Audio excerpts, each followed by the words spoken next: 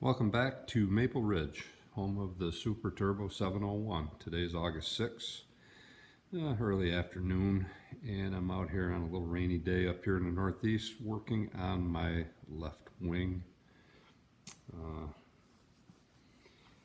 What I've got going on today is I'm working on the rear channels. You can kind of see down through here, I got them all lined up. What I did a couple months ago, you can see up there, I built the right wing skeleton. If I had to do it again, I would have built them both at the same time. You just kind of lose a little thought process on what you did for that one to what you had to do on this one. And the plans, if you look at the plans start you out building the right wing. Now, there is no left wing plan in there. It's with the right wing. The only difference is everything's essentially exactly the same, except opposite. The way the ribs face, the way it sits on a table, the way the flanges have to be cut and trimmed and bent. So you have to keep that in mind when you're working on this. So I've taken my left wing, I've got my ribs installed to the spar. I've actually already done it. I didn't do any videos. I've got the slat brackets mounted on the ribs where they belong, and that's all been cleaned up, corrosion proofed, and riveted. So they are on 1, 3, 4, and 6. So that's all done. Everything else is just clecoed in place. When I say that I should have done them both at the same time, it just would have been easier to put them on the table and worked on one then worked on the other. But what I did do is when I did the right wing, I marked everything that I had so that I knew what was going with the left wing. I put that stuff all in a box so that all the left wing components were all together, already marked and ready to go. One invaluable asset there is to building the CH701 or any other, I don't know if it's any other plane, but quite a few, are these, the homebuildhelp.com. These videos are awesome. You can see I've got the forward fuselage, there's disc 1 and disc 2. Wing construction, disc 2 is up there. I've already, right now the disc 1 is in the DVD player, and then I've got the control video, the 2 discs, and they are well worth the money, and I'll show you why in a few minutes. So anyways, I've gone through and I took my rear channels and I made the bends, I made the cuts 20 millimeters in, I made the bends here, so it's ready to go. I'm going to go down here and show a lot of, had I not had the video, I would have not known this. You take a piece of lumber and you round it out, you make it nice and round, you have your line, you have your mark in there, you can see it, maybe you can't, but anyways, this comes to the end of that, like that. You don't just bend this lip up, because you don't want to create a stress crack when you pull that flange up. So what I do is I have that board and I have my rubber mallet, and you make a nice even bend on that so that when it comes out of that jig, you don't have a bend that's a perfect 90 degree. It's more rounded out, so you don't get that stress crack in here. And then you file out before you make the bend here. You take a file and round it out so that there's no 90 degree corners for anything to start. A lot of people use a rat tail file.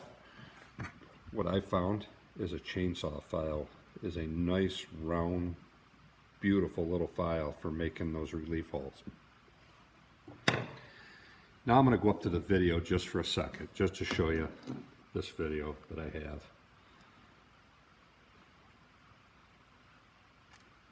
Sharp corner right here is our goal of bending it around the block like that. And here we have the finished product. So basically, he's telling you the same thing I just did. These videos are invaluable. Now, I'm not paid by homebuilthelp.com or nothing. I use the videos and they are just beautiful things. So I'm going to fast forward a little bit. He's going to get through that. He's just basically explaining what I just did on the rear channels. Now we're going to get down to the jig. Where make a line and cut so that we end up with these pieces off of the stock, which is 40 millimeters. Which is right here. I have not cut them yet, but it's all been marked. A total of 40 millimeters. 7 of these for each wing. So let's cut these off and then smooth out the edges nice and clean, and we will be prepared for our next step.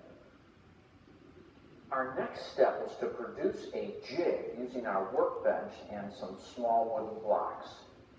I've screwed these blocks to the top of the workbench, and let me show you what we're going to use them for. We need to take 7B6-2, which we previously created a flange on one end, and be I'm just letting this run a little bit in our jig.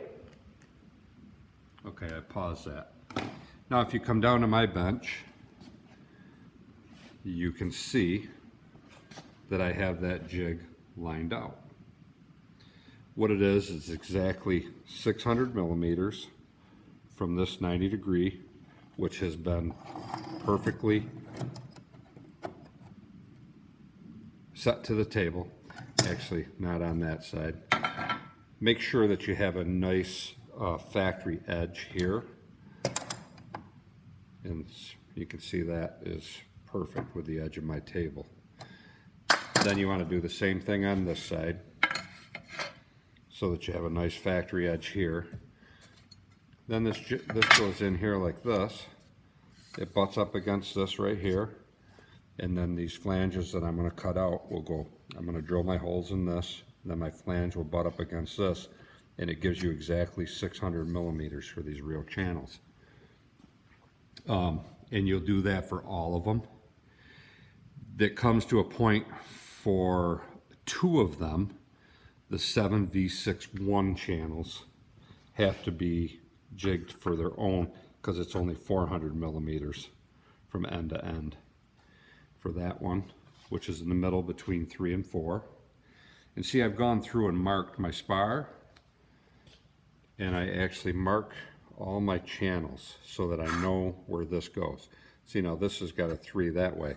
So I know this has to go like this, because up there I've got a 3. Down here I've got a 3. I know where that goes. I look at this one, it's 2. And I know it's going to go into that, and the inside of the rib right here gets the piece. Don't pay attention to that line. And then I've got another 7V61 here that goes on the end. Then what happens once I get this all installed, then we've got this jig to work with right here. This jig.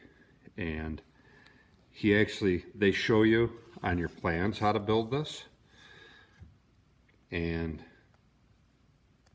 also this video. He has a very nice section on building this, where this fits up.